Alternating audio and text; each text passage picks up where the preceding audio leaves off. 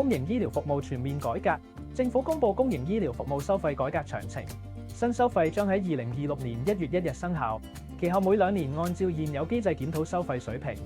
今次改革最受關注嘅急症室收費，診症費用將由而家嘅180蚊加到400蚊，但屬於第1、2類分流嘅病人，即係危殆同埋危急病人可以獲得豁免收費，同時亦引入按項收費服務，例如放射造影3級制，即係基礎項目例如 X 光檢查等會繼續免費，進階項目例如超聲波、乳腺造影等收費250蚊，高階項目例如電腦掃描、磁力共振等收費500蚊。病理檢驗方面，基礎項目例如血紅素、肝功能等繼續維持免費，進階項目例如免疫系統抗體收費50蚊，較高端項目例如涉及基因檢測等收費200蚊。呢個只係醫療改革嘅第一步，可見未來公私營醫院嘅收費只會繼續上升，建議大家盡快檢視下相關保障同儲備夠唔夠。